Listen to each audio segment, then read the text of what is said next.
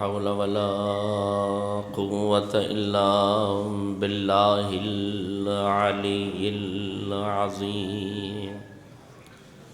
حسبنا الله ونعم الوكيل، نعم المولى ونعم النصير.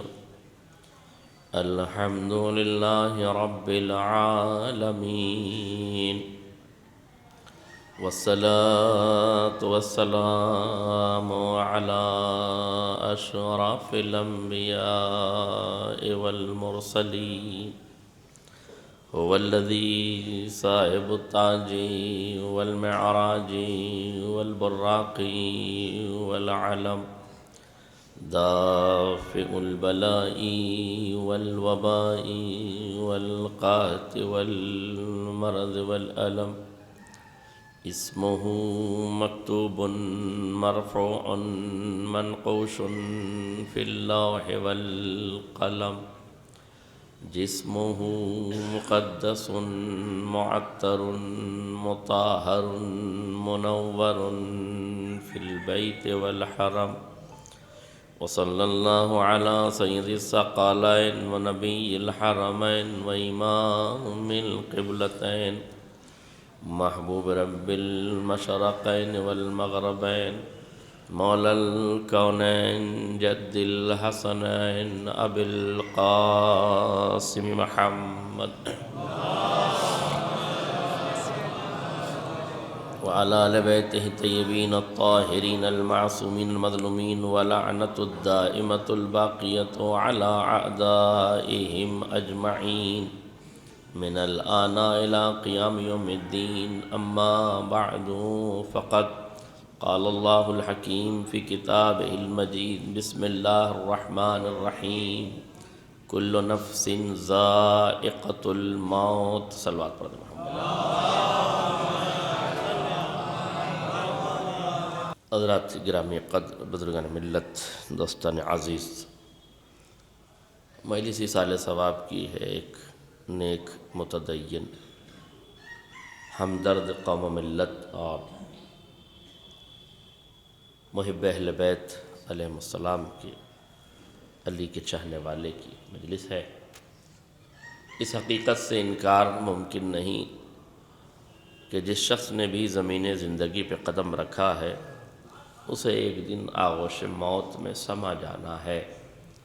ہر وہ وجود جو اس کائنات میں زیور وجود سے آراستہ و پیراستہ ہوا ہے اسے ایک دن لباس موت زیب تن کر لینا ہے۔ اس کا اقرار قرآن مجید کی اس آیت میں جلی حروف میں ہو رہا ہے: کل نفس ذائقۃ الموت، ہر نفس کو موت کا ذائقہ چکھنا ہے۔ ایک تمثیل کا سہارا لیتے ہوئے زندگی کی حقیقت اور موت کی کیفیت کو بیان کرنا چاہتا ہوں۔ ایک شخص ہے جو جنگل میں تیزی سے چلا جا رہا ہے، اس کے پیچھے ایک شیر ہے جو لگا ہوا ہے، بندہ آگے آگے، شیر پیچھے پیچھے۔ بھاگتے بھاگتے یہ انسان ایک گڈھے کے قریب پہنچ گیا، ایک کنویں کے قریب پہنچ گیا۔ پیچھے شیر ہے، آگے گڈھا ہے، کیا کرتا؟ آخر اس گڈھے میں چھلانگ لگا دی۔ اس گڈھے کی گہرائی زیادہ تھی، نیچے جاتے جاتے اس نے اپنے دونوں ہاتھوں کو ایک ٹہنی کو مضبوطی سے پکڑ لیا، گرتا گرتا اپنے ہاتھوں سے ٹہنی کو پکڑ لیا۔ اب اس ٹہنی میں وہ آویزاں ہو گیا، لٹک گیا۔ اوپر شیر ہے، کھائی ہے، لٹکا ہے، ٹہنی ہے، اسے پکڑے ہوئے، تصور کیجئے گا اسے پکڑے ہوئے ہے۔ اب جان میں جان آئی کہ شیر سے کچھ بچ گئے ہیں۔ اب جو شیر سے بچنے کے بعد زمین پہ نگاہ کی، نیچے دیکھا تو دیکھا ایک اژدہا ہے جو منہ کھول کے کھڑا ہے۔ اب اور پریشان ہوا کہ اوپر شیر تھا، جان بچا کے کودا، اس درخت کی ٹہنی میں لٹک گیا، نیچے دیکھا تو اژدہا ہے۔ پریشانی بڑھ گئی، ناچار ہو کر داہنی جانب دیکھا تو عجیب منظر، داہنی جانب دیکھا تو دیکھا کہ جس ٹہنی میں وہ لٹکا ہوا ہے اسے دو چوہے کتر رہے ہیں، ایک سیاہ رنگ کا ہے اور ایک سفید رنگ کا ہے۔ اب اور مصیبت بڑھ گئی کہ یہ دو رنگ کے چوہے اسے دھیرے دھیرے کتر رہے ہیں۔ ظاہر ہے کہ کترتے کترتے اب تھوڑی دیر میں یہ ختم ہو جانے والی ہے، بائیں جانب دیکھا تو دیکھا کہ اوپر سے شہد ٹپک رہا ہے، بس اپنی زبان کو شہد سے ملانے لگا اور شہد کی لذت میں اتنا لطف اندوز ہوا کہ نہ نیچے کا اژدہا یاد رہا، نہ اوپر کا شیر یاد رہا، نہ دو سیاہ اور سفید چوہوں کا کترنا یاد رہا۔ بچے سمجھ رہے ہوں گے میں شاید ابن صفی کے کسی مشاہدے کا تجزیہ کر رہا ہوں، بزرگ سمجھ رہے ہوں گے کسی شیکسپیئر کے ڈرامے کا کوئی پیراگراف سنا رہا ہوں، لوگ سمجھ رہے ہوں گے کہ غزلیات کا کوئی ترجمہ میں کیے دے رہا ہوں، یا کسی ناول کا پیراگراف یا کسی افسانے کا پیراگراف۔ نہیں میرے عزیزوں، نہ یہ کوئی ناول ہے، نہ کوئی ڈرامہ ہے، نہ کوئی افسانہ ہے، یہ زمین زندگی کا وہ سادہ ورق ہے جو ہماری اور آپ کی زندگی کا ہے۔ اہل ادب بیٹھے ہیں، شہر ادب میں پڑھ رہا ہوں، یہ ہماری اور آپ کی زندگی کا وہ حسین ورق ہے جسے ہمیں سوچنا چاہیے۔ وہ شیر جو پیچھے لگا تھا کوئی اور نہیں ہے، انسان کی موت ہے جو اسے دوڑا رہی ہے۔ وہ جو انسان لٹکا ہوا ہے وہ زمین زندگی ہے جس پہ قدم زن ہے، جو نیچے منہ کھول کے کھڑی ہے وہ کوئی اور شے نہیں ہے، وہ اژدہا نہیں ہے بلکہ ایک قبر ہے جو بلا رہی ہے۔ موت شیر ہے جو پیچھے لگی ہے، قبر اژدہا ہے جو منہ کھول کے کھڑا ہے، اور یہ جو لٹکا ہوا ہے زندگی پر، اس زندگی میں یہ جو چوہے دکھ رہی ہے، جو دو چوہے ہیں، یہ چوہے نہیں ہیں، یہ ایک دن کا چوہا ہے، ایک رات کا چوہا ہے۔ جو سیاہ چوہا ہے وہ رات کی تعبیر ہے، جو سفید چوہا ہے وہ دن کی تعبیر ہے۔ یہ دونوں انسان کی زندگی کو دھیرے دھیرے کتر رہے ہیں، مگر وہ جو شہد ہے نا وہ لذت دنیا ہے، وہ جو شہد ہے نا وہ ذائقہ دنیا ہے، وہ جو شہد ہے نا وہ دنیا ہے۔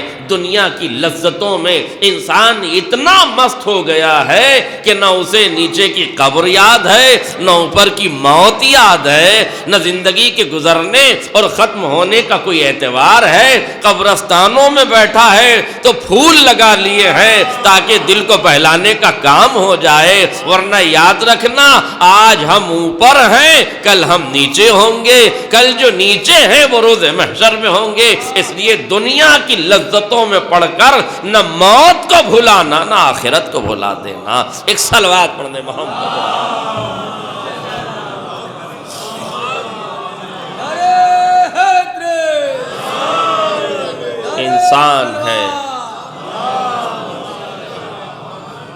انسان ہے جو لذت دنیا میں مست و مگن ہو چکا ہے، اسے معلوم ہی نہیں ہے کہ ان لذتوں کے درمیان ایک لذت موت کی بھی ہے، ان ذائقوں کے درمیان ایک موت کا ذائقہ بھی ہے۔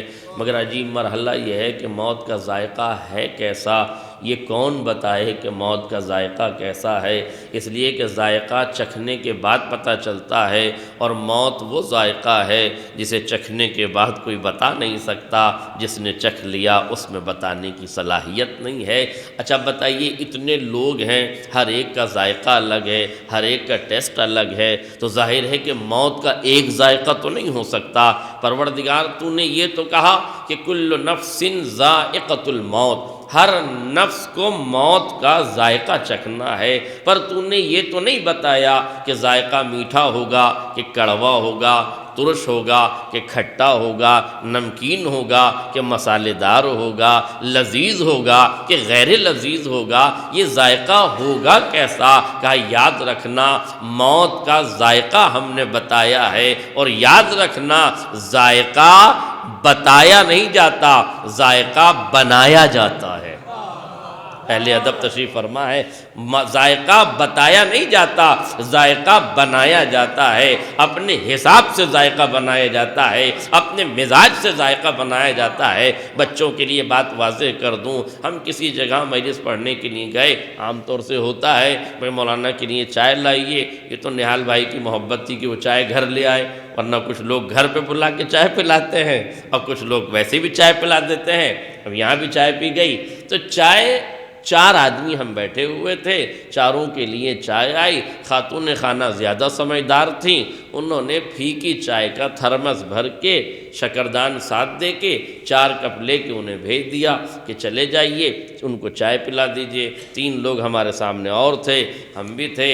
اس چائے نکالنے والے عقل مند آدمی نے کہا کہ حضور یہ چائے پھیکی ہے جو باورچی خانے سے آئی ہے، بس ایک سے پوچھنے لگا آپ کتنی شکر لیں گے؟ انہوں نے کہا بھائی ہم ذرا کم شکر پیتے ہیں، 1 چمچ شکر ڈال دیجئے۔ ایک صاحب نے کہا نہیں، جب تک لبوس نہ ہو، لبدوز نہ ہو تب تک لطف نہیں آتا، ہم تو کھڑے چمچ کی چائے پیتے ہیں، آپ شکر کو جھونک دیجئے۔ تو کسی نے کہا شکر چھلا دیجئے، کسی نے کہا شکر جھونک دیجئے، کسی نے کہا بھئی مناسب سے شکر ڈال دیجئے۔ ایک صاحب نے کہا کہ نہیں صاحب شکر وکر نہ ڈالیے، شکر کا کوٹا پورا ہو چکا ہے، اب شوگر ہو گئی ہے، لہذا پھیکی چائے دے دیجئے۔ تو آپ نے محسوس کیا کہ نہیں، باورچی خانے سے ایک ذائقے کی چائے آئی تھی، ہر آدمی نے اپنے مزاج سے ذائقہ بنا، ہر آدمی نے اپنے حساب سے ذائقہ بنا لیا۔ اس کا مطلب یہ ہے کہ قدرت نے موت میں ذائقہ نہیں رکھا ہے، اس نے ایک ہی ذائقے کی موت دنیا میں بھیجی ہے۔ اب یہ تم طے کرو گے کہ تمہارا ذائقہ کیسا ہے، تمہارا ٹیسٹ کیسا ہے۔ تم جیسا ٹیسٹ چاہو گے ویسا بنے گا۔ تو مالک ہم کیسا ذائقہ بنائیں؟ کہ یہ جو حیات ہے جیسے گزارو گے ویسے ہی موت کا ذائقہ بن جائے گا۔ یہ زندگی جیسے گزارو گے ویسے ہی موت کا ذائقہ بن جائے گا۔ اب یہ تمہاری مرضی ہے کہ سارے گاؤں کی جائیداد لوٹ لو، عزیزوں کا مال کھا جاؤ، اپنوں اور رشتہ داروں کا مال کھا جاؤ، سارا مال لوٹ کے اس موت کو کڑوی بنا لو، یا سب کے حقوق ادا کر کے اس موت کو شیریں بنا لو۔ موت کا کوئی ذائقہ نہیں ہے، قدرت نے تو کہا ذائقہ ہے، مگر کیسا ذائقہ ہے یہ آپ نے بنانا ہے۔ اگر آپ چاہتے ہیں کہ موت میٹھی ہو تو میٹھی میٹھی باتیں کیا کیجئے، اگر آپ چاہتے ہیں کہ موت کڑوی ہو تو سماج میں زہر گھولا کیجئے، مگر یاد رکھیے گا یہ سماج میں گھولا ہوا زہر زندگی میں بھی گھلے گا اور موت کی دہلیز تک لے کے جائے گا۔ اس لیے اچھائیاں پھیلاؤ گے تو موت اچھی ہوگی، برائیاں پھیلاؤ گے تو موت بری ہوگی۔ اب تمہارے ہاتھ میں ہے، جیسا چاہو ذائقہ بنا لو۔ ہاں جب موت کڑوی ہو تو یہ نہ کہنا کہ پروردگار کیسی موت دے دی، آواز قدرت آئے گی یہ موت کا ذائقہ ہم نے نہیں دیا ہے، یہ تم نے اپنے اعمال سے بنایا ہے۔ ایک صلوات پڑھ دے محمد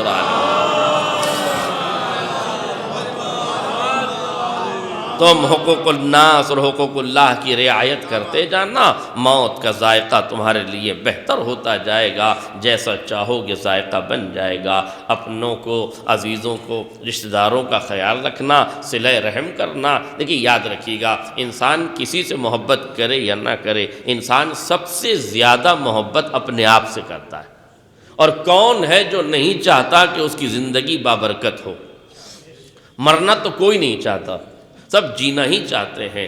تو اگر آپ جینا چاہتے ہیں تو پھر جینے کے اصول بھی اپنانے پڑیں گے، جینے کے قاعدے بھی اپنانے پڑیں گے۔ کیسے جیا جاتا ہے؟ آل محمد نے بتایا، صلہ رحم کرنے سے زندگی بڑھتی ہے، قطع رحم کرنے سے زندگی گھٹتی ہے۔ ایک شخص کو کینسر کا مرض پیدا ہو گیا، بلڈ کینسر ہو گیا، ڈاکٹر کے گیا، چیک اپ کرایا، رپورٹ لے کر آیا۔ ڈاکٹر نے کہا کہ صاحب آپ کو بلڈ کینسر ہے، کچھ دن آپ زندہ رہ سکتے ہیں، کچھ دن آپ کی زندگی کے بچے ہیں، اس کے بعد آپ خدا کی بارگاہ میں جانے والے ہیں۔ ظاہر ہے کہ جب موت دروازے پہ دستک دینے لگ جائے تو پھر آدمی کہیں جائے یا نہ جائے، مسجد کا دروازہ جلدی یاد آ جاتا ہے۔ پریشان ہوئے، چلو اب تو 6 مہینے 8 مہینے بچے ہیں، مسجد ہی چلیے، نماز پڑھنے کے لیے آئے۔ اب لوگوں نے بھی دیکھا کہ جو کبھی نہیں آتا وہ ابھی کیوں آیا ہے، مگر بہرحال دیر سے آیا یا سویر سے آیا، آ تو گیا۔ چلیے جب یہ آ گئے، اب ظاہر ہے کسی عالم دین سے ملاقات ہو گئی، اپنا درد دل بیان کیا، سرکار بتائیے کیا کریں؟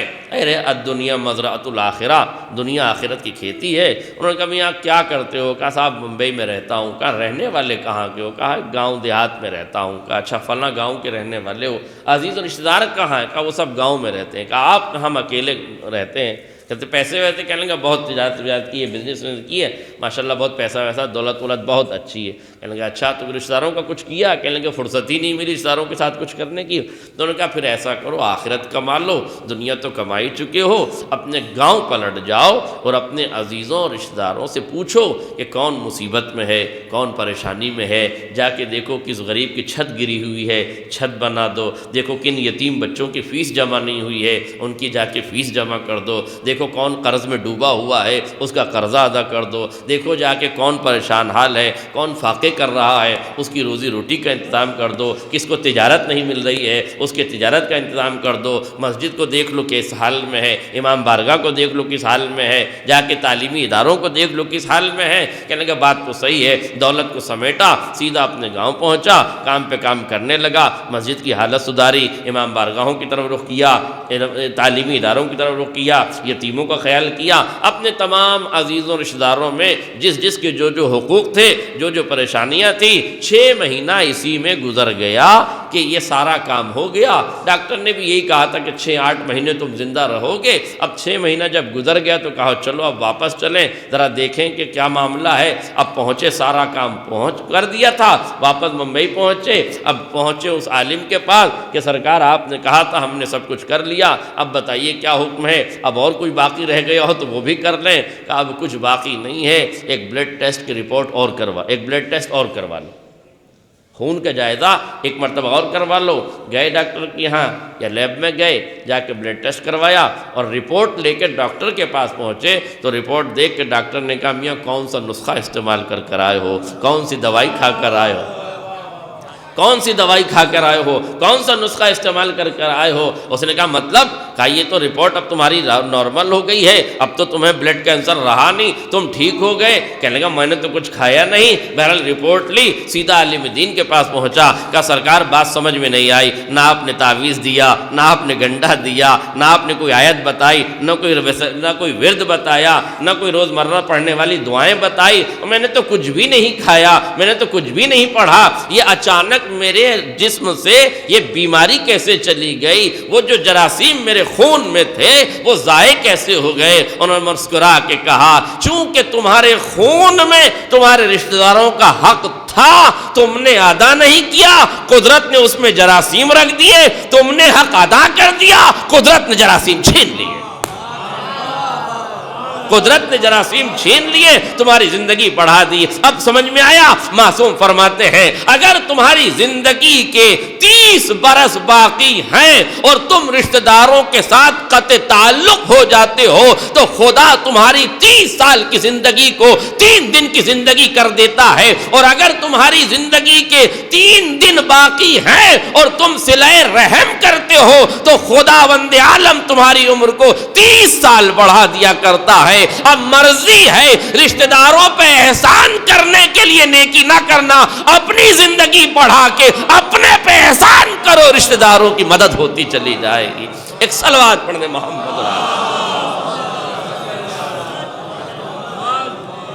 اس پرآشوب دور میں کہ جہاں انسان دولت کے پیچھے بھاگ رہا ہے، جہاں نہ حلال دیکھ رہا ہے نہ حرام دیکھ رہا ہے، عیب سے آئے کہ غیب سے آئے، حلال سے آئے کہ حرام سے آئے، اچھے راستوں سے آئے کہ برے راستوں سے آئے، امام کا مال آئے کہ عوام کا مال آئے، امام کا کھانا پڑے کہ عوام کا کھانا پڑے، جہاں سے ملے بس لوٹ لو۔ اور یہ یاد رکھنا یہ دولت کے منارے ضرور بناؤ، غربت اسلام کو پسند نہیں ہے، مگر اس دولت میں یہ خیال رکھنا کہ لوگوں کے حقوق کو پامال نہ کیا جائے، اس لیے کہ جس اولاد کے لیے دولت چھوڑ کے جا رہے ہو وہ ایک سورہ فاتحہ تو پڑھ سکتی ہے، جمع شدہ حرام دولت کو ہٹا کر آپ کے لیے آخرت کی راہیں نہیں ہموار کر سکتی۔ ہمیں اپنے ہاتھوں سے آخرت کا راستہ بنانا ہے، اگر پھول لگاؤ گے تو اس راستے میں خوشبو پاؤ گے، اور اگر کانٹے بچھاؤ گے تو پھر اس راستے میں مسلسل تمہیں کانٹے ملیں گے۔ اب تمہارے ہاتھ میں زندگی بھی ہے، دنیا بھی ہے، اور الدنیا مزرعۃ الآخرہ، جو یہاں بو گے وہی وہاں کاٹو گے۔ یہ ممکن نہیں ہے کہ یہاں کانٹے بولو اور وہاں خوشبو پالو، اور یہاں خوشبو بولو اور وہاں کانٹے پالو، نہیں، جو یہاں بویا جائے گا وہی وہاں ملے گا۔ اس لیے یاد رکھیے گا، یہ دنیا چند روزہ ہے، موت ایک ایسی حقیقت ہے جس میں کافر بھی شک نہیں کرتا۔ معصوم فرماتے ہیں کہ کافر کو خدا کے وجود میں شک ہے، مگر کافر کو موت کے وجود میں شک نہیں ہے، اور شک کر کے جائے گا کہاں، مرے گا تو وہ بھی نہ ایک دن۔ اس لیے موت ایک یقین کا نام ہے، مگر یہ بھی یاد رکھیے گا، جملہ محسوس کیجئے گا، اس زمین پر جو سب سے غیر معتبر شے ہے اس کا نام زندگی ہے، اور جب سے معتبر شے ہے اس کا نام موت ہے۔ یہ عجیب مصیبت ہے کہ ہمیں غیر معتبر چیز سے پیار ہے، اور وہ جس کا اعتبار قائم ہے اس سے کوئی خوف نہیں ہے، اس سے کوئی ڈر نہیں ہے۔ میرے عزیزوں یاد رکھیے گا، حالات جس رخ پر چلے جائیں، کل نفس ذائقۃ الموت، ہر نفس کو موت کا ذائقہ چکھنا ہے، کسی بھی ذی روح کو اس سے فرار ممکن نہیں ہے۔ اب سوال یہ ہے، آپ نے اتفاق کیا ہے کہ ذائقہ کیسا ہے، چکھ کر بتایا نہیں جا سکتا، جو چکھ لے وہ بتانے کے لائق نہیں، جس نے چکھا نہیں وہ بتا سکتا نہیں، تو پھر موت کیسے پتہ چلے کہ ذائقہ کیسا ہے؟ چلیے ہم ایک بندے کو، بلکہ ہم کیا، مرحوم سرکار مہدی اللہ مقامہ ایک بندے کو پکڑ کے لائے تھے، اسی سے پوچھ لیں کہ موت کا ذائقہ کیا ہے۔ یاد آیا آپ کو؟ نہیں یاد آیا؟ ارے وہ بڑھیا کا بیٹا جو حکومت کے تابوت میں سیاست کے کاندھوں پر زندگی کو موت کا کفن پہنا کے عصمت کے قدموں میں لا کے رکھا گیا تھا، ہاں، اور سازش نے دہائی دی تھی کہ مولا نماز پڑھا دیجئے، اور مولانا نے ماں کی آنکھوں میں آنکھیں ڈال کے پوچھا کہ نماز پڑھا دوں؟ مولا ماں سے کیوں پوچھ رہے ہیں؟ کہ جب حکومتیں مامتا جیسے رشتے کو خریدنے کا ہنر پیدا کر لے تو امامت کو معجزہ دکھانا پڑتا ہے۔ محسوس کی کیا؟ تو امامت کو معجزہ دکھانا پڑتا ہے۔ پوچھا پڑھا دوں؟ اس نے کہا پڑھا دیجئے۔ محسوس کیجئے گا، اس نے کہا پڑھا دیجئے۔ امام نے تکبیر کہی، زندگی موت کی آغوش میں چلی گئی، ہاں، زندگی موت کی آغوش میں چلی گئی۔ اب ظاہر ہے کہ جیسے ہی وہ ختم ہوا، نماز ختم ہوئی، اور لوگوں نے کہا یہ تو زندہ تھا، امام نے کہا زندہ تھا تو لے جاؤ۔ اب جیسے ہی چہرے سے نقاب ہٹائی، کفن کا ٹکڑا چہرے سے ہٹایا، عجیب منظر دیکھا، جس کی آنکھیں کھلی تھی اس کی بند ہو گئی، جن کی کھلی تھی ان کی پھٹی رہ گئی۔ یہ کیا ہو گیا؟ اور خالی آنکھیں ہی نہیں پھٹی، جیسے ہی زندگی کو موت کی آغوش میں دیکھا فوراً 9-11 ہو گئے، سب کے سب بھاگ گئے، مگر ایک ماں تھی جو میت کے پاس کھڑی رہی۔ اہل لکھنؤ کے لیے جملہ ہے، میت کے پاس ماں بیٹھی رہی، سب کے سب بھاگ گئے۔ ہم نے اس ماں سے پوچھا جب سب بھاگ گئے، سیاست کے بکے ہوئے سارے رشتے چلے گئے، تو کیوں نہیں گئی؟ کہ یہی تو قانون ہے، میت کا وارث میت چھوڑ کے بھاگا نہیں کرتا۔ میت کا وارث میت چھوڑ کے بھاگا نہیں کرتا۔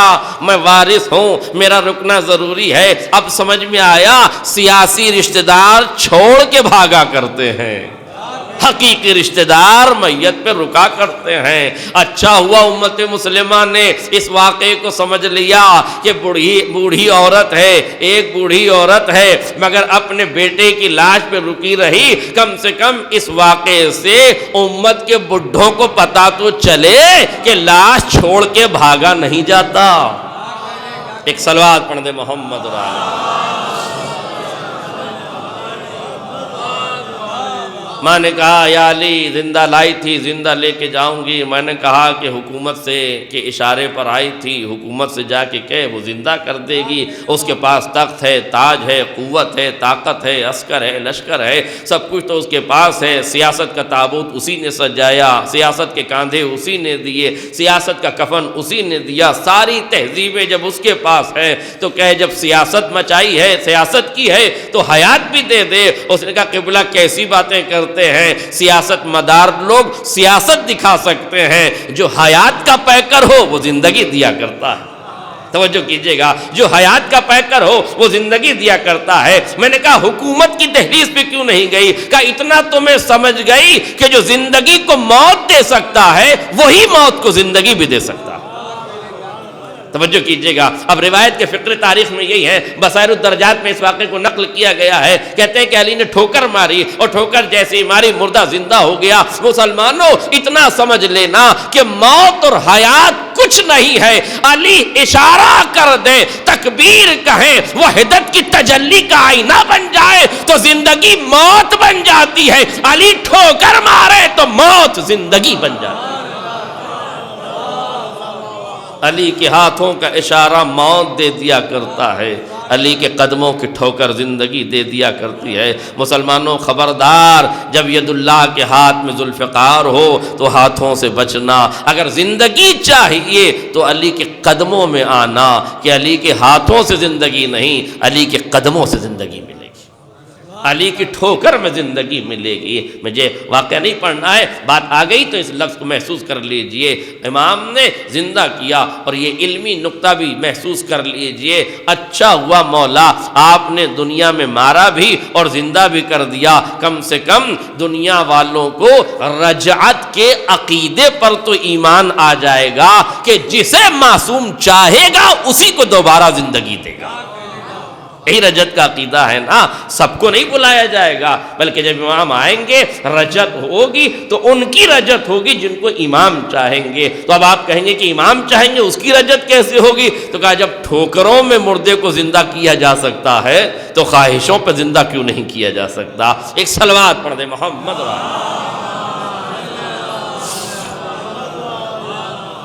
لہذا یہ شخص جو ابھی زندہ ہوا ہے، موت کی دہلیز کو چھو کر آیا ہے، موت کے دروازے سے ہو کر آیا ہے، ذائقہ موت لبوں سے چکھ کر آیا ہے۔ ہم نے چشم تصور میں ہاتھ جوڑ کے اسی سے کہا میاں آپ ہی بتا دیجئے، ابھی آپ موت کی دہلیز پر آئے ہیں، ہمارا تو قاعدہ ٹوٹ گیا کہ جو چکھ لے وہ بتا نہیں سکتا، جس نے چکھ لیا ہے وہ بتانے کے لائق نہیں ہے، جس نے چکھا نہیں ہے وہ بتا نہیں سکتا۔ تو تم نے چکھ بھی لیا ہے، اب تم کم سے کم اس قاعدے کو توڑا ہے تو تم ہی بتا دو، قاعدہ توڑا ہے تو قاعدے سے تم ہی بتا دو کہ موت کا ذائقہ کیسا ہے۔ اس نے ہاتھ جوڑے 2 قدم پیچھے ہٹا، کہا قبلہ کیسی باتیں کرتے ہیں، موت کا ذائقہ وہ نہیں بتاتے جو راہ سیاست میں مر جائیں، موت کا ذائقہ وہ بتاتے جو راہ شہادت میں جان دینے کو تیار ہیں۔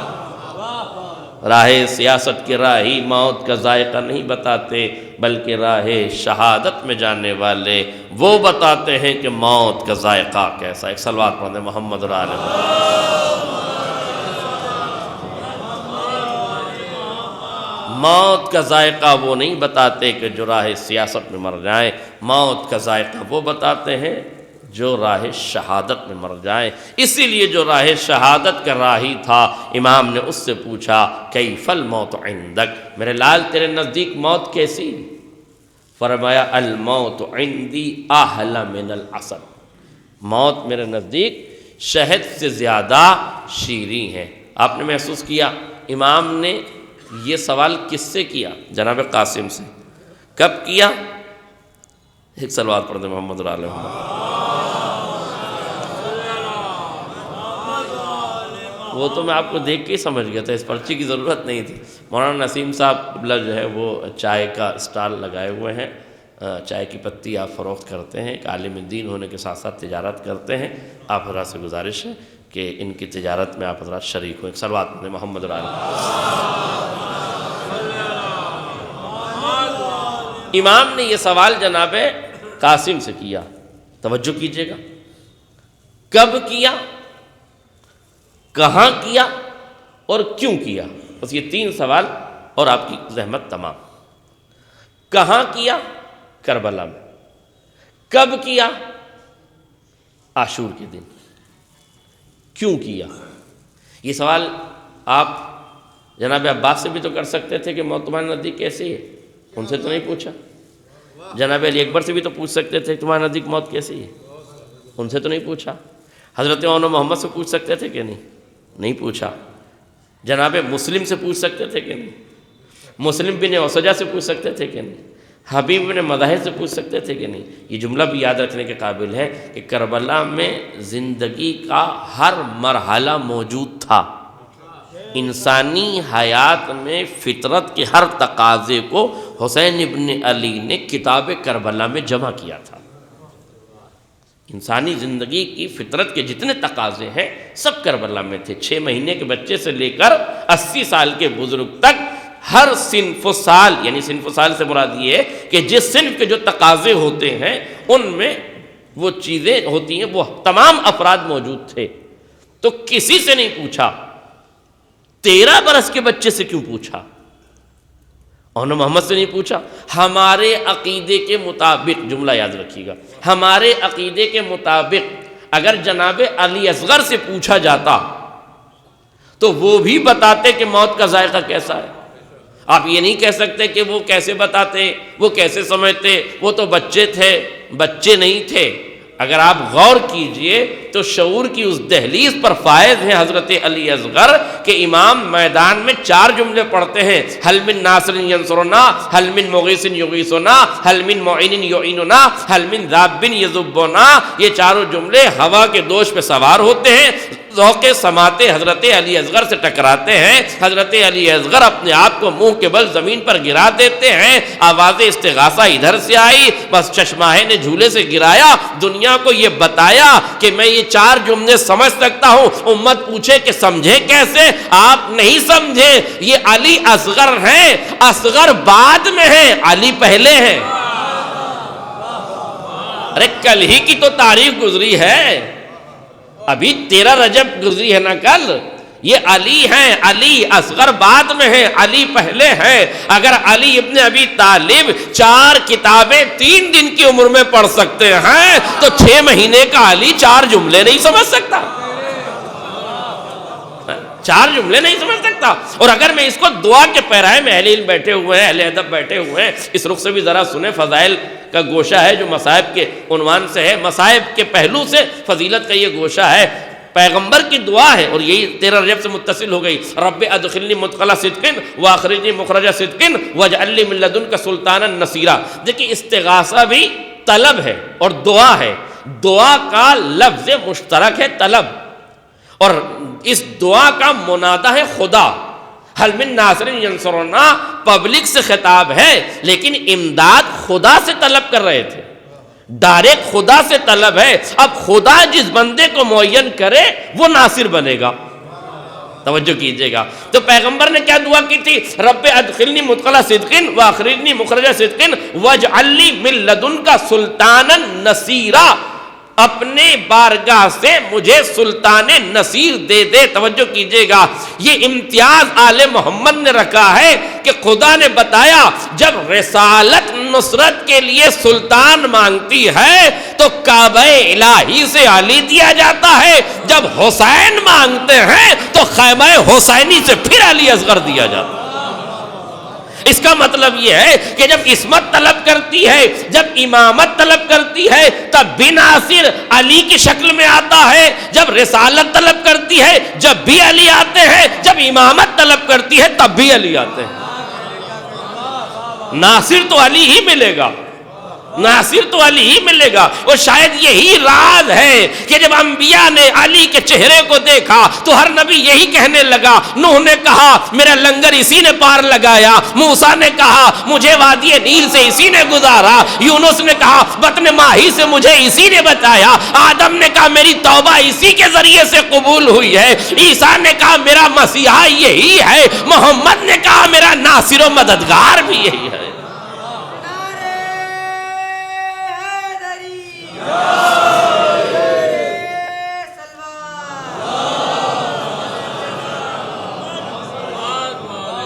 اور یہ عقیدت کا جملہ ہے، اسے محسوس کیجئے گا جیسے عقیدے کا شعر ہوتا ہے ویسے عقیدے کا جملہ بھی ہوتا ہے، کیونکہ روایات جب بہت سی چیزوں سے خالی نظر آتی ہیں تو پھر اس وقت عقیدت کا دامن تھام کر حقیقتوں کی منہ شگافیاں کرنا پڑتی ہے۔ جیسے ہی علی اصغر نے سنا منہ کے بل زمین پر گرایا، ہاتھوں کو جوڑ کے بارگاہ باب الحوائج میں پوچھوں گا مولا یہ منہ کے بل زمین پر کیوں گرایا؟ کہا تمہیں معلوم نہیں ہے بابا نے اذان شہادت دی ہے، عبادت کی آواز آ رہی ہے، امام وقت اذان دے رہا ہے، مجھے نماز کے لیے جانا تھا، نماز شہادت پڑھنی تھی، خیمے میں پانی نہیں تھا کہ میں وضو کرتا، اس لیے منہ کے بل خاک خیمہ پہ گرایا کہ تیمم کر لوں۔ آپ خاک خیمہ پہ گرا نہیں رہے تھے، بظاہر تیمم کا استعارہ ہے، اور جب تیمم کر کے مجاہد تیار ہو جائے تو قالین کے مصلے پہ نہیں بلایا جاتا، دست امامت کو مصلی بنایا جاتا، دست امامت کو مصلی بنایا جاتا ہے۔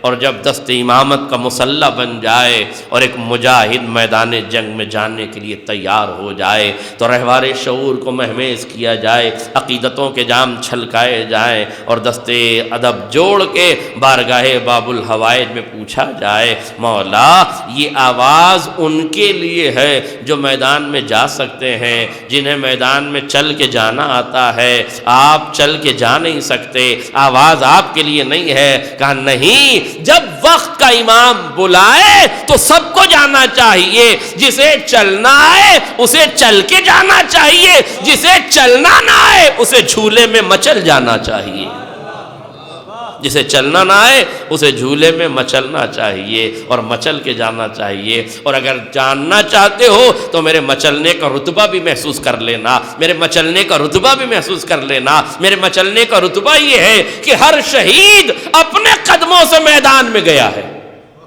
میں جملہ محسوس کیجئے گا، ہر شہید اپنے قدموں سے میدان میں گیا ہے، میں واحد شہید ہوں جو امامت کے قدموں سے میدان میں گیا، واحد شہید ہوں جو حسین ابن علی کے قدموں سے چل کے میدان شہادت میں گیا ہوں۔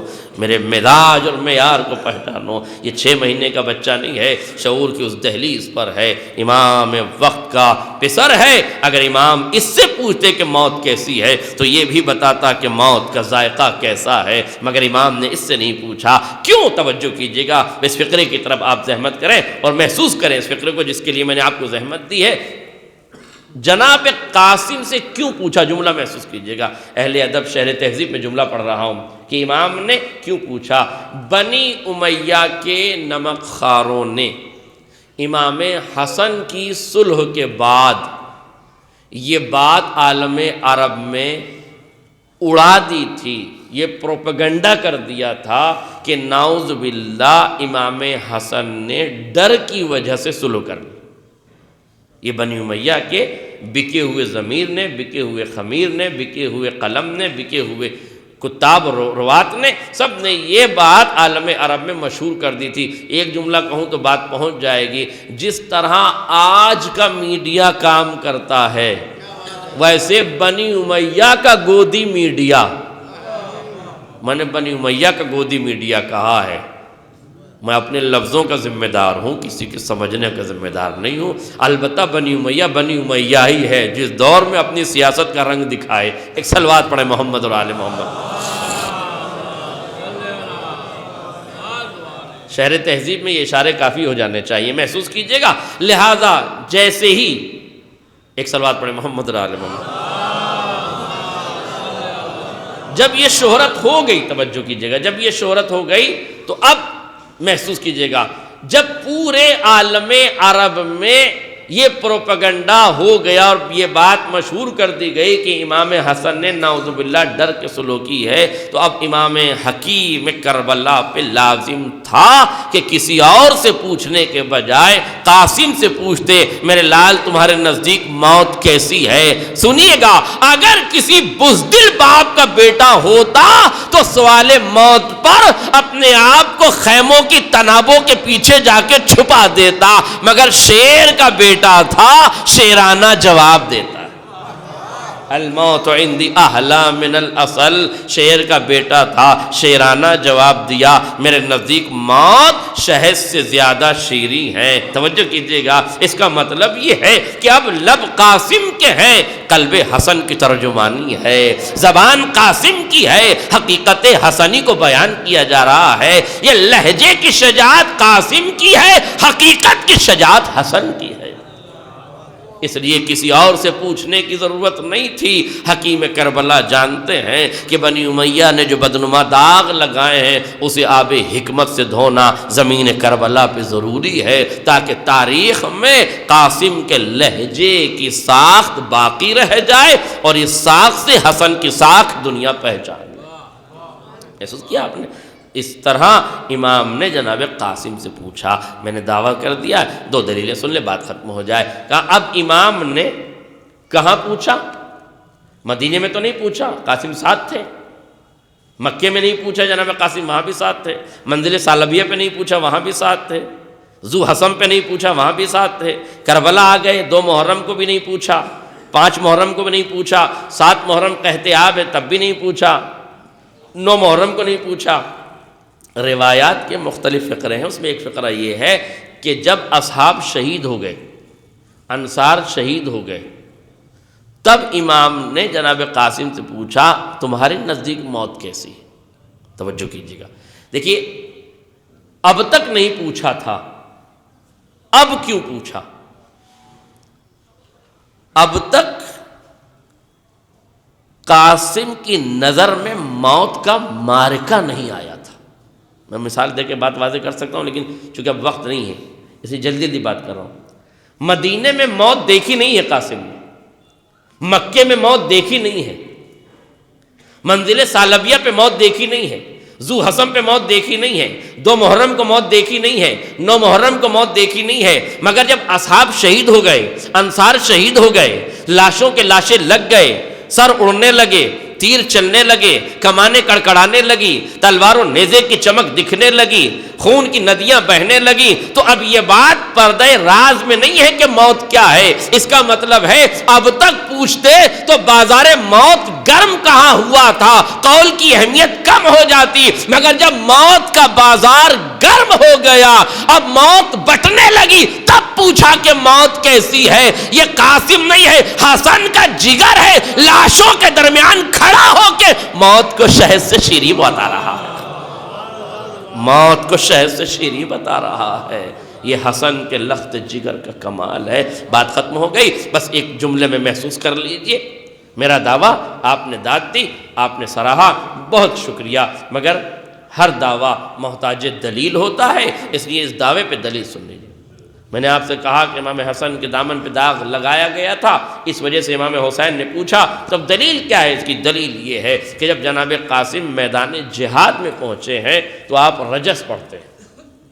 دیکھیے رجز کیا ہے؟ رجز یہ ہے کہ انسان جو بہادر ہے، جو میدان میں جاتا ہے، تلوار نکالتا ہے اور تلوار کی شجاعت سے پہلے وہ زبان کی شجاعت دکھاتا ہے اور اپنے خاندان کے، اپنے حسب و نسب کو، اپنے لوگوں کو بیان۔ اور یہ بات صرف کربلا میں نہیں ہے، آپ تو ہم سے بہتر جانتے ہیں کہ رجز اور دونوں طرف سے پڑھا جاتا ہے، آل محمد بھی پڑھتے ہیں اور آل محمد کے دشمن بھی پڑھتے ہیں، اور یقین نہ ہو تو خیبر سے پوچھ لیجیے، یاد ہے نا کیا کہا تھا مرحب نے آ کے؟ انا الذی سمتنی امی مرحبا، سلام ہے علی ابن ابی طالب پر، وہی لہجہ، وہی ردیف، وہی قافیہ، وہی زمین، اسی مصرے پہ مصرع لگا کے علی نے فرمایا انا الذی سمتنی امی حیدرا، میری ماں نے میرا نام حیدر رکھا ہے۔ دیکھیے بچوں کے لیے یہ بتا رہا ہوں، یہ بڑا مشہور ہو گیا کہ صاحب وہ مرحب کی ماں جو ہے وہ نجومی تھی، علم نجوم سے واقف تھی، اس لیے اس نے اپنے بیٹے کو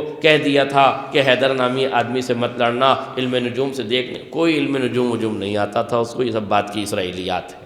حقیقت یہ ہے کہ مرحب بھی اسی دور میں پیدا ہوا تھا جس دور میں علی ابن ابی طالب پیدا ہوئے تھے، ہم عمر تھے، مگر جب مرحب پیدا ہوا نا تو اس کی کلائی چوڑی تھی، اس کے بازوؤں میں طاقت تھی، تو اس کی ماں اس کے وجود کو دیکھ کے کہتی تھی کہ تیرے کلائی کی وسعت یہ بتا رہی ہے کہ تو بہت بڑا پہلوان ہوگا، اسے لوریاں دے کے کہتی تھی کہ تو بہت بڑا پہلوان ہوگا، اس کے بازوؤں پہ مالش کر کے کہتی تھی تو بہت بڑا پہلوان ہوگا۔ اور اسی دور میں یہ واقعہ عالم عرب میں مشہور ہوا کہ ایک بچہ عالم عرب میں ایسا پیدا ہوا ہے جس نے عرب میں جو معیار الولد تھا اس اژدہے کے 2 ٹکڑے کر دیے، ہے نا؟ معیار الولد تھا، اس اژدہے کے 2 ٹکڑے کر دیے، اس اژدہے کے 2 ٹکڑے کر دیے۔ تو پوچھا گیا نا کہ بھئی وہ بچہ کون ہے جس نے اس اژدہے کے 2 ٹکڑے کر دیے؟ تو عالم عرب میں اس بات کی شہرت ہوئی کہ اس بچے کا نام اس کی ماں نے حیدر رکھا ہے۔ نہیں توجہ کی، اس کی ماں نے اس کا نام حیدر رکھا ہے۔ اب یہ یہودیہ نے یہ سن لیا تھا، مرحب کی ماں کو یہ معلوم تھا کہ ایک بچہ عالم عرب میں ایسا ہے جس کا نام حیدر ہے، جس نے 3 دن کی عمر میں گہوارے میں اژدہے کے 2 ٹکڑے کر دیے ہیں۔ اس لیے اب ماں اپنے بیٹے کو نصیحت کرتی تھی، لوریاں دیتی تھی تو کہتی تھی سب سے لڑنا حیدر سے نہ لڑنا، سب سے لڑنا حیدر سے نہ لڑنا۔ اس نے یہ پیمانہ بنا لیا، جب میدان میں اترتا تھا یہی رجس پڑھتا تھا، انا الذی سمتنی امی مرحبا، میری ماں نے میرا نام مرحب رکھا ہے، تو اگلا بھی تو کہتا میری ماں نے میرا نام یہ رکھا ہے، میری ماں نے میرا نام یہ رکھا ہے۔ سب سے لڑتا تھا۔ جس دن یہ سنا انا الذی سمتنی امی حیدرہ، 2 قدم پیچھے ہٹ گیا۔ میری ماں نے منع کیا ہے سب سے لڑنا پر حیدر سے نہ لڑنا، سب سے لڑنا پر حیدر سے نہ لڑنا۔ اب مولانا محسن صاحب کا بڑا خوبصورت جملہ ہے، اس کا مطلب یہ ہے کہ 2 مصرے ہو گئے، 2 رجز ہو گئے، انا الذی سمتنی امی مرحبا۔ اس کے جواب میں مولانا نے کہہ دیا انا الذی سمتنی امی حیدرہ۔ اس کا مطلب یہ ہے کہ خیبر 2 تلواروں کی جنگ نہیں ہے، 2 ماؤں کے کرداروں کی جنگ ہے، 2 ماؤں کے کرداروں کی جنگ ہے۔ اور یہ جملہ بھی یاد رکھیے گا، اور یہ 2 ماؤں کی کرداری کا جنگ، 2 ماؤں کی کردار ہی کی جنگ نہیں ہے فقط اور فقط، بلکہ قیادت اور شجاعت کا عظیم مرقع ہے یہ جنگ۔ کہتے ہیں قلعہ قاموس تک جب فوجیں آ گئی، اور فوجیں آ گئی تو اس کو جگایا گیا مرحب کو کہ اٹھو اٹھو، مسلمانوں کا لشکر قلعہ قاموس تک آ گیا۔ اس نے کہا اب تک تو روز بھاگ رہے تھے، یہ روز تو مسلمانوں کا لشکر بھاگ جاتا تھا، کبھی رہوار بھاگتا تھا، کبھی سپہ سالار بھاگتا تھا، کبھی رہوار، کبھی سوار، کبھی سپہ سالار، 3 تو بھاگے تھے مجھے یاد ہے۔ 3 نام تو میں آپ کو بتا رہا ہوں، ایک دن رہوار، ایک دن سوار، ایک اب میں جن 3 کا نام لے رہا ہوں یہ اور ہے، آپ کسے سمجھ رہے ہیں وہ آپ جانیں، میں تو نام لیتا نہیں، اس لیے آپ کو بتا دیتا ہوں۔ میری نظر میں جو نام ہے وہ ایک رہوار ہے، ایک سوار ہے، ایک سپہ سالار ہے۔ باقی لکھنؤ والے ہیں، اب یہ نہ سمجھیں گے تو کون سمجھے گا۔ ایک صلوات پڑھے محمد رسول کہ روز تو بھاگ رہے تھے۔ اب جملہ سنیے، روز تو بھاگ رہے تھے، اب یہ آج یہاں تک کیسے آ گئے کہ آج لشکر کا علمدار بدل گیا۔ نہیں محسوس کیا؟ آج لشکر کا علمدار بدل گیا، کیا مطلب؟ کہ روز جو لشکر کا علمدار ہوتا تھا وہ کوئی اور ہوتا تھا، آج جو لشکر کا علمدار ہے وہ اپنی قوم اور اپنی فوج کو یہاں تک لے آیا۔ اب سمجھ میں آیا، شجاعتیں قوموں میں نہیں ہوا کرتی، شجاعتیں قیادت میں ہوا کرتی۔ اگر قائد بہادر ہے تو ملت بہادر ہوگی، اگر قائد بہادر ہے تو قوم بہادر ہوگی، اگر قیادت میں شجاعت ہے تو قوم بہادر ہوگی۔ اور دلیل دیکھنا چاہتے ہو تو خیبر سے لے کر آج تک یہ دلیل موجود ہے، امت مسلمہ کے پاس کوئی قائد نہیں ہے، قیادت ہونا چاہیے۔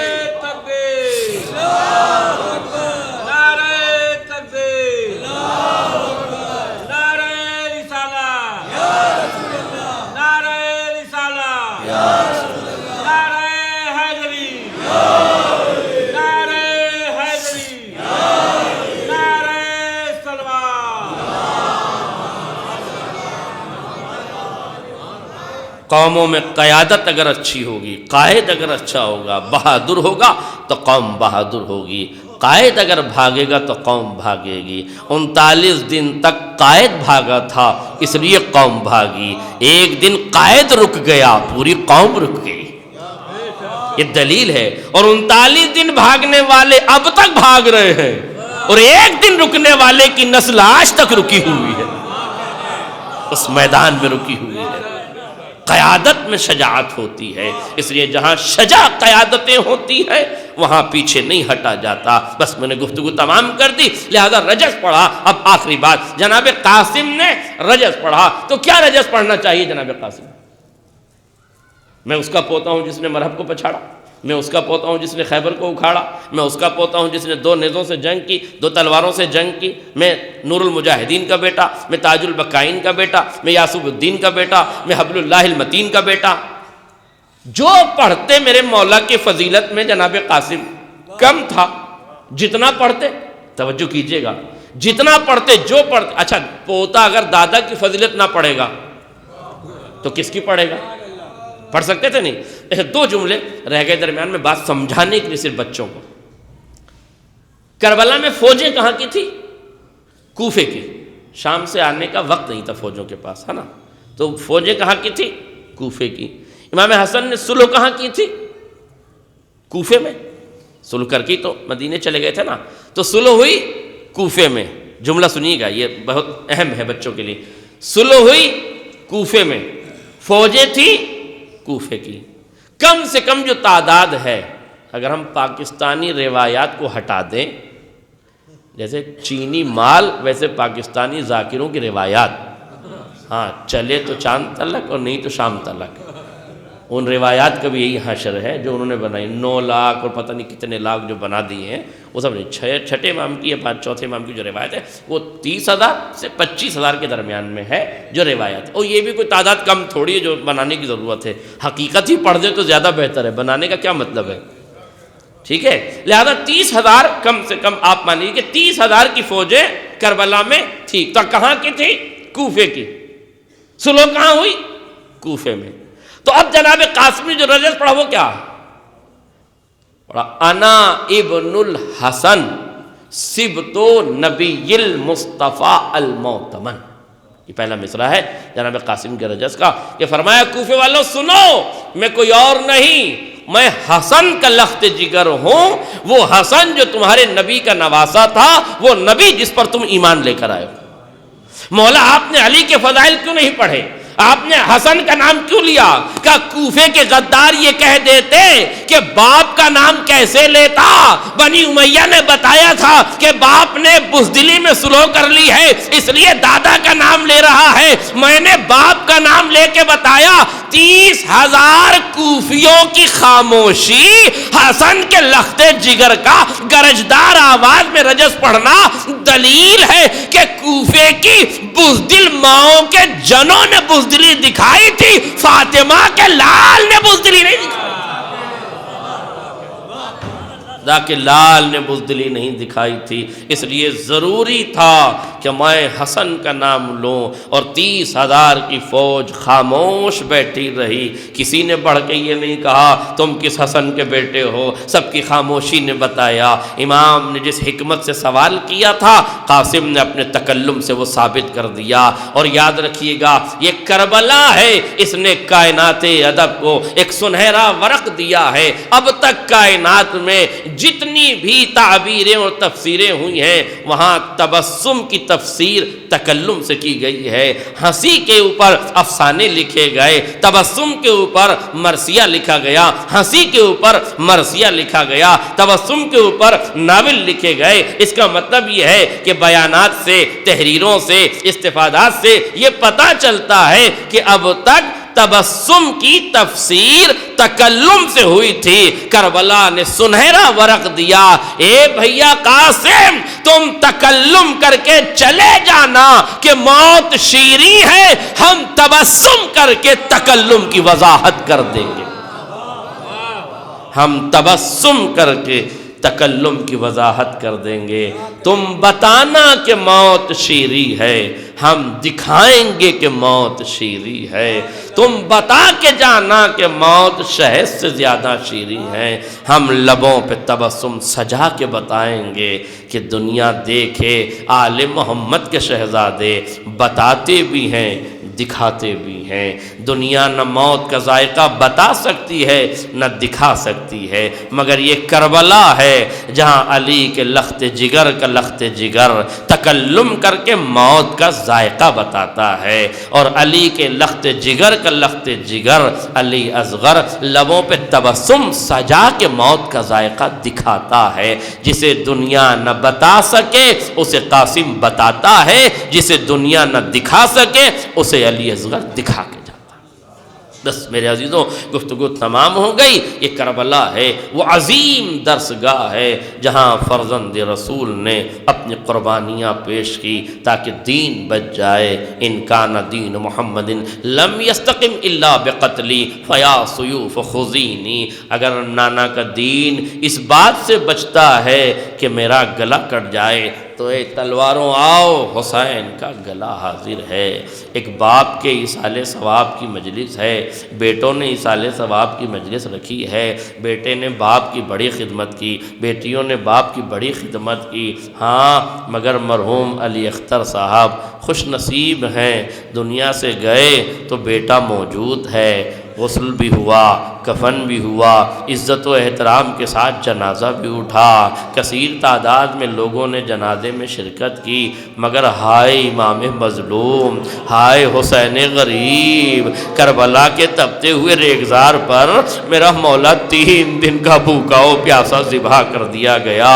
ہاں ڈاکٹر جاوید اختر صاحب یتیم ہوئے نا تو لوگوں نے تعزیت پیش کی ہے، لوگوں نے پرسہ دیا، لوگوں نے کلیجے سے لگا کے انہیں تعزیت پیش کی. یہی دستور ہے ہمارے دنیا کا، ہمارے سماج کا یہی دستور ہے. یتیموں کو کلیجے سے لگایا جاتا ہے. مگر ہائے کربلا، یہاں سارے رواج بدل گئے، سارے طور طریقے بدل گئے، سارے مراسم سماجی بدل گئے. یہاں یتیموں کے رخساروں پہ تماچے لگائے جاتے ہیں، یہاں یتیموں کے رخساروں پہ تماچے لگائے جاتے ہیں. یہاں یتیم کے ہاتھوں میں ہتھکڑیاں، پیروں میں بیڑیاں، گلے میں توقے خاردار ڈال کر ان راہوں سے گزارا جاتا ہے جہاں باپ کا لاشا ہے. ایک بیٹا بابا کا لاشا دیکھ رہا ہے، چہرے کا رنگ بدل رہا ہے، ایک رنگ آتا ہے دوسرا رنگ جاتا ہے. ہاں پھوپھی نے پوچھ لیا میرے لال کیا بات ہے؟ کہا پھوپھی اماں دشمن نے نجس لاشیں دفن کر دیے، میرے بابا کا جنازہ خاک اور خون میں غلطی تھا. عزاداروں میں اس روایت کو پڑھ کے سوچا کرتا تھا کہ امام سجاد تو امام الصابرین ہے نا، امام مملکت صبر کے امیر ہے نا. پھر آپ نے سب کچھ دیکھا تھا. آخر کربلا میں 11 محرم کو وہ کون سا منظر دیکھا کہ پیمانہ صبر چھلکنے لگا. ہاں میرے اس سوال کا جواب اس وقت ملا جب یہ لٹا ہوا قافلہ کوفے میں پہنچا. اور جب کوفے میں پہنچا ہے نا، روایت کہتی ہے ابن زیاد کے دربار میں قافلہ پہنچا. ابن زیاد نے کہا پسر سعد، میں نے سنا ہے تم نے حسین کے لاشے کو پامال کیا، مجھے بتاؤ لاشوں کو کیسے پامال کیا گیا. ان لوگوں کو سامنے لاؤ جنہوں نے لاشوں کو پامال کیا. 10 بھاری بھرکم جوان سامنے لائے گئے. کہا انہوں نے حسین کے لاشے کو پامال کیا ہے. جیسے ہی جوان سامنے آئے پوچھا سردار کون ہے؟ مالک بن اسید آگے بڑھا، کہتا میں سردار ہوں. آپ نے پوچھا بتاؤ. اس نے پوچھا بتاؤ کیسے تم نے لاشوں کو پامال کیا؟ کہا جب حسین کے سر و تن میں جدائی ہو گئی، ہم نے نو کے نیزہ پہ سر حسین بلند کر دیا، خیموں میں آگ لگا دی، مال و اسباب لوٹ لیے. مقاتل کی کتابوں میں یہ روایت موجود ہے. جب ہم نے مال و اسباب لوٹ لیے تو ہم سے کہا گیا، ہم جا رہے تھے آرام کرنے، بہت تھک چکے تھے، اپنے گھوڑوں کو آرام کروانے، اپنے آپ کو آرام کروانے جا رہے تھے. ایک مرتبہ پسر سعد کی آواز آئی، ابھی نہیں، ابھی لاشوں کو پامال کرنا ہے. جیسے ہی لاشوں کی پامالی کا حکم سنا، عرب کی قبیلوں کی غیرتیں بیدار ہو گئی. مسلم بن اوسجہ کا قبیلہ آگے بڑھا، پسر سعد ہم نے مسلم کو قتل ہوتے دیکھ لیا مگر ہم لاشا پامال نہ ہونے دیں گے. حبیب کے قبیلے والے آگے بڑھے، ہم نے لاشے کو پامال نہیں ہونے دینا ہے. ایک ایک صحابی کے لاشے کو ہٹایا گیا. ہاں وارث آتے گئے، لاشیں ہٹاتے گئے. کہتے ہیں بنی ہاشم کے بھی ننیالی رشتہ دار آتے گئے مگر روایت کہتی ہے بچا تو ایک جنازہ جسے سیدہ نے چکیا پیس کے پالا تھا، حسین ابن علی کا جنازہ. کہتا ہے 10 بھاری بھرکم گھوڑے، 10 بھاری بھرکم سوار گھوڑوں پر سوار کیے، حسین کے لاشے پہ دوڑانا شروع کیا. کہتا ہے کب تک لاشوں کو دوڑاتے رہے؟ کہتا ہے نحنو رززنا صدر الحسین بعد الزہر، آخری فقرے مالک بن اسید کہتا نحنو رززنا صدر الحسین بعد الظہر، پہلے ہم نے حسین کو سینے کے بل زمین پر لیٹایا اور گھوڑوں کو دوڑانا شروع کیا۔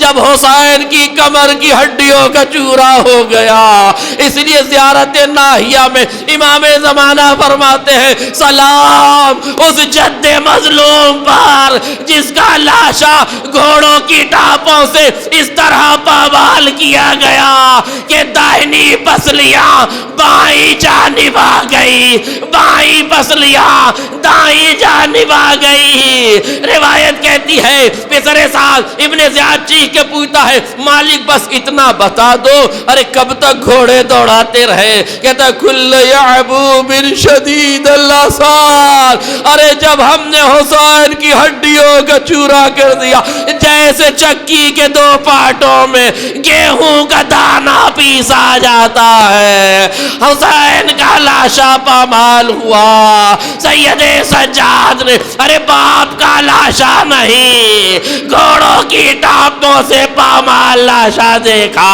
صبر کا پیمانہ چھلک گیا، چہرے کا رنگ متغیر ہوا۔ اے پھوپھی اماں، جوان بیٹا موجود، بابا کے لاشے کو پامال کر